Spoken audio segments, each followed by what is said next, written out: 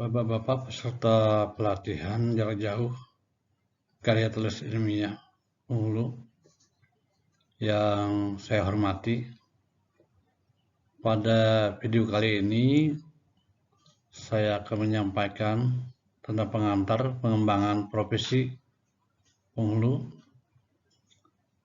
Pengembangan profesi penghulu dapat dilakukan atau dilaksanakan dengan cara menulis karya tulis ilmiah yang ruang lingkupnya adalah menyangkut tentang kepenghuluan dan hukum Islam.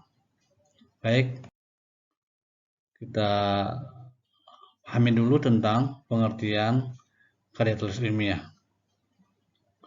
Banyak sumber-sumber atau rujukan-rujukan atau bahkan buku-buku yang dikarang oleh pakar-pakar peneliti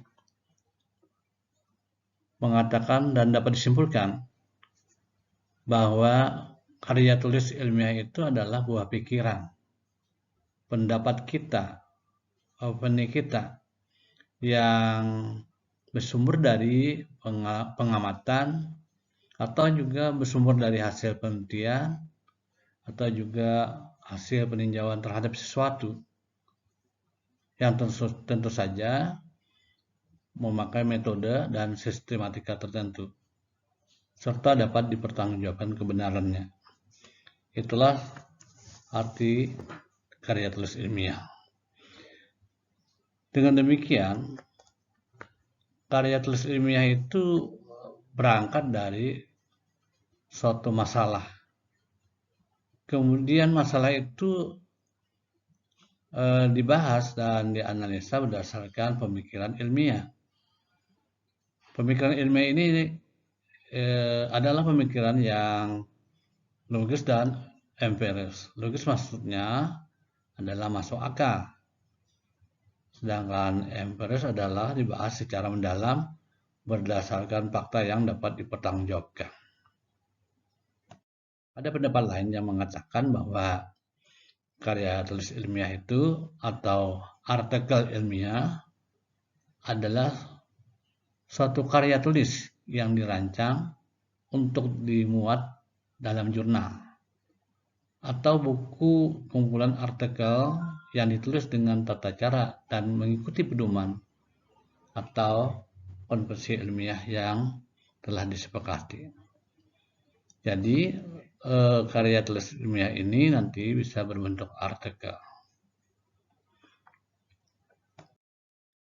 Nah, kemudian ciri-ciri karya ilmiah itu adalah pertama, akurat. Artinya segala keterangan yang diberikan dalam penulisan karya ilmiah itu harus didasarkan pada fakta yang aktual, fakta yang dapat diuji kebenarannya. Kemudian brief. Ciri yang kedua adalah brief, maksudnya uraiannya harus ringkas dan tidak boleh bertele-tele. Bahasanya lugas, mengikuti kaidah-kaidah bahasa yang baku. Oleh karena itu, kata dan ungkapan yang bermakna ganda hendaknya dihindarkan. Kemudian ciri yang ketiga adalah clear. Maksudnya adalah jelas dan tuntas, serta berbagai aspek yang berkaitan dengan masalah yang dipaparkan hendaknya secara proporsional. Kemudian yang keempat adalah etika. Ciri ini maksudnya adalah ditulis secara etis, mengikuti notasi ilmiah secara konsisten, seperti bila pencantuman sumber informasi dikutip dari sumber yang lain, hendaknya menyebutkan nama sumber data itu atau informasi secara jujur. Yang terakhir cirinya adalah logis. Logis artinya semua keterangan yang digunakan untuk menyusun karya tulis ilmiah itu harus mempunyai alasan yang masuk akal. Oke, selanjutnya KTI penghulu. Karya tulis ilmiah itu sebenarnya sama saja. Apakah sebagai profesinya seorang guru, apakah sebagai penyuluh agama, apakah sebagai peneliti, itu sebenarnya sama saja. Hanya saja yang membedakan adalah topik atau permasalahannya. Kalau seorang guru, itu tentu saja ruang lingkupnya dia masalah pendidikan. Kalau penyuluh, itu ruang lingkupnya adalah masalah tugas dan fungsinya sebagai penyuluh itu sendiri. Dan penyuluh adalah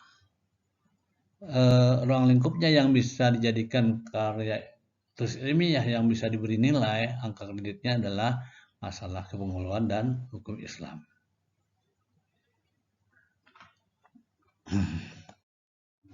Kemudian saya akan menyampaikan tentang pengembangan profesi dalam bentuk membuat karya tulis ilmiah yang mendapat angka kredit berdasarkan Permenpan dan RI nomor 9 tahun 2019 lampiran 1 halaman 55 dijelaskan, bila membuat karya tulis ilmiah hasil penelitian atau pengkajian atau survei atau evaluasi di bidang kepengetahuan dan hukum Islam yang dipublikasikan nanti dalam bentuk buku yang diedarkan atau diterbitkan secara nasional, nilai angka kreditnya adalah 12,5.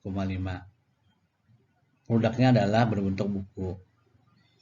Kemudian bila dalam bentuk majalah ilmiah yang diakui oleh instansi yang bersangkutan, akan dinilai 6 angka kredit. Untuk produknya adalah berbentuk majalah. Jadi pengembangan profesi membuat karya ilmiah ini bisa dipublikasikan, ada yang tidak bisa dipublikasikan, tapi semuanya akan mendapat nilai angka kredit. Oke, selanjutnya, kalau membuat karya tulis ilmiah hasil penelitian atau pengkajian, survei, evaluasi di bidang kepengetahuan dan hukum Islam yang tidak dipublikasikan tetapi didokumentasikan di perpustakaan dalam bentuk buku, akan dinilai 8 angka kredit semua jenjang. Kemudian dalam bentuk majalah yang diakui oleh instansi yang bersangkutan, produknya adalah naskah, nanti nilainya 4 angka kredit. Kemudian membuat karya tulis ilmiah berupa tinjauan atau ulasan ilmiah hasil gagasan sendiri di bidang kepengetahuan dan hukum Islam yang dipublikasikan dalam bentuk buku yang diterbitkan dan diedarkan secara nasional atau internasional. Nanti produknya adalah berbentuk buku, itu akan dinilai angka kreditnya 8. Kemudian dalam bentuk majalah yang diakui oleh instansi yang bersangkutan, produknya adalah majalah, maka nilai angka kreditnya 4. Kemudian membuat karya tulis berupa tinjauan atau ulasan ilmiah hasil gagasan sendiri di bidang kepengetahuan dan hukum Islam yang dipublikasikan bila berbentuk buku, maka dinilai 7 kreditnya. Produknya adalah buku. Kemudian dalam bentuk majalah ilmiah yang diakui oleh instansi yang bersangkutan, maka dinilai 3,5 dengan angka kredit. produknya adalah majalah. Kemudian membuat tulisan ilmiah populer di bidang kepemiluan dan hukum Islam yang disebarluaskan melalui media massa yang merupakan satu kesatuan. Nanti akan dapat angka kredit 2. Produknya adalah naskah. Bapak-bapak peserta pelatihan PJJ untuk mendalami ini bisa dibaca kembali pada permenpannya yang sudah saya upload di PJJ kita.